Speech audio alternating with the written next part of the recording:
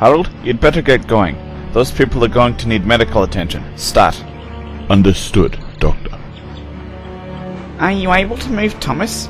We're going to need to start investigating the accident scene. We don't know how badly he's damaged, Sergeant. Percy will have to pull him clear when he gets back.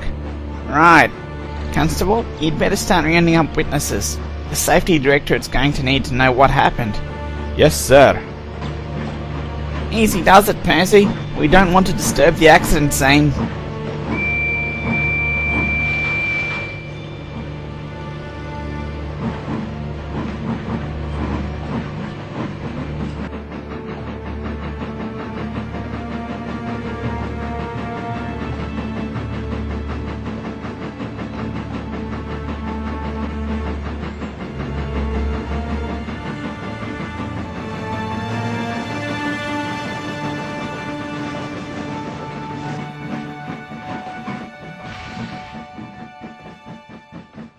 Are you alright, Thomas? Percy asked, once he'd shunted Thomas into the shed.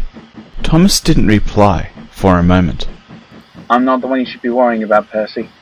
People in that car. The paramedics said they weren't sure if they'd make it. Percy wished there was something he could say to cheer up his friend, but nothing came to mind. As he departed, he hoped the people who had been in the car would be all right. A couple of hours later, the Fat Controller came to see Thomas. Thomas, the Safety Directorate is sending an inspector to look into this accident. I'm afraid I'll have to ask you to wait here until the investigation is finished. Okay. Sheffield will be looking after your trains until then. The Fat Controller paused for a moment. Harold asked his pilot to email me. The two people who are in that car are in intensive care. They're stable at the moment. That didn't sound good at all, Thomas thought, but it was a relief to hear that both of the people he'd hit were still alive. Thank you, Emily. The Fat Controller nodded, then departed. The next morning, Toby was heading down from Ffarquhar with the slow goods. As he approached Tory Wreck, he pulled into a passing loop to clear the main line for Daisy. Sure enough, the railcar pulled into the station a few minutes later. Morning, Daisy. Morning, Toby. Has something got under your paint, Daisy? The diesel railcar had sounded rather annoyed. Thomas's accident yesterday was bad enough, but having that George here now... George is here? I thought he'd been retired to a museum. They need a steamroller to repair the level crossing, don't they?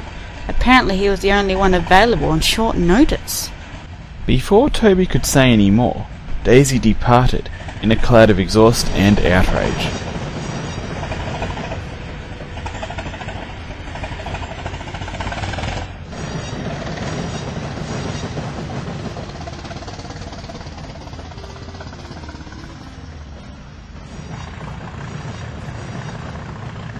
Ten minutes later, Toby was approaching the crossing where Thomas had had his accident. A slow order had been put in place while it was being repaired, and the tram engine braked to 10 miles per hour. As he approached, Toby realized that George was blocking the line. Excuse me, please. Get lost. I'm sorry. I've got a job to do. You jumped up chocolate teapots are just going to have to wait. George shot an accusing look at Toby. Pity your blue friend didn't stop like that yesterday. This whole mess could have been avoided. Toby couldn't believe what he was hearing. If Thomas could have prevented that accident, he would have. Unlike you, we engines can't stop on a dime. You did just then. That's because of the slow order, you duck-wuzzock. Toby and George both looked over to see Sheffield stopping on the other side of the crossing with Annie and Clarabelle. We engines weigh a lot more than you small road vehicles, so it takes us a lot longer to stop, especially with a train behind us. If we'd been going at a regular speed for this section, Toby would have hit you. Don't patronize me, I knew that. You could have fooled me. Now, are you going to get out of the way, or is our controller going to have to tell your order that you held up 2 trains, including one of passengers trying to get to work? You know, we trains do have right of way, by law. Stupid law, if you ask me. We're not asking you. Sheffield eyed George suspiciously as the steamroller moved out of the way. He's either a bully or a fool. It's the first one. He's always hated railways. I see. We'll have to keep an eye on him then. Sheffield replied as the two trains got underway.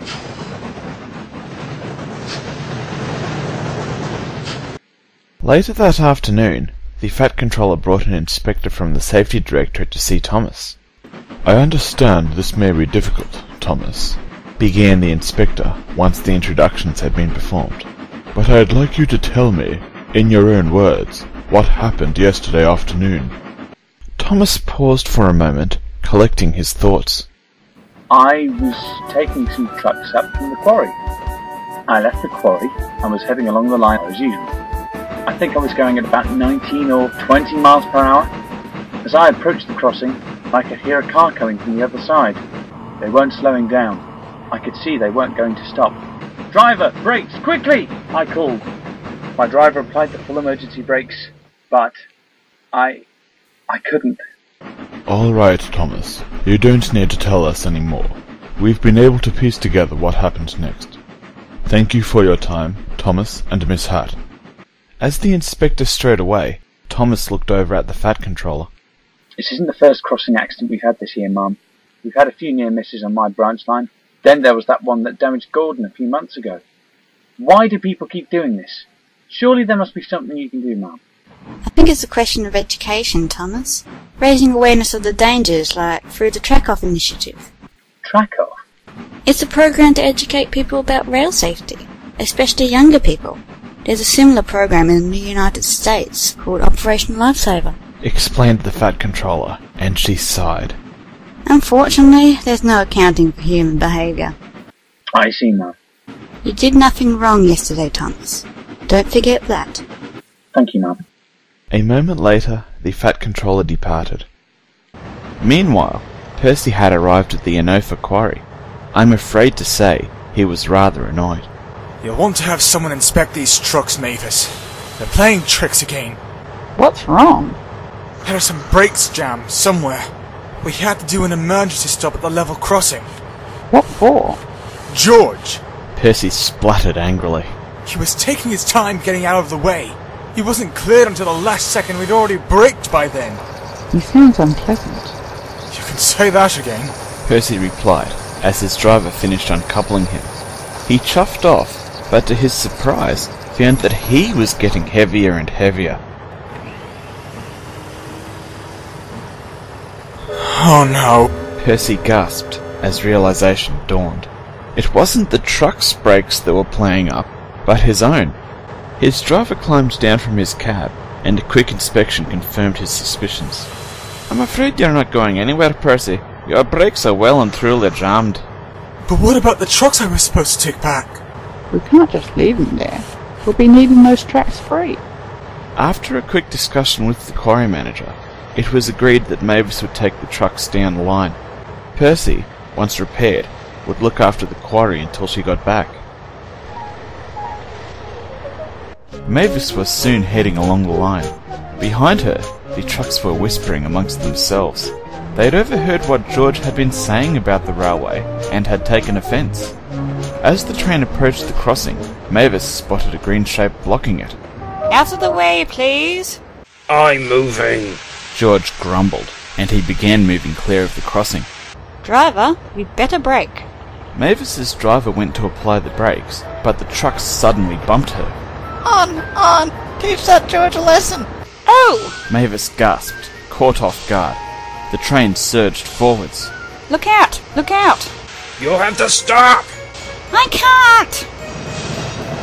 With a loud clang, she collided with George.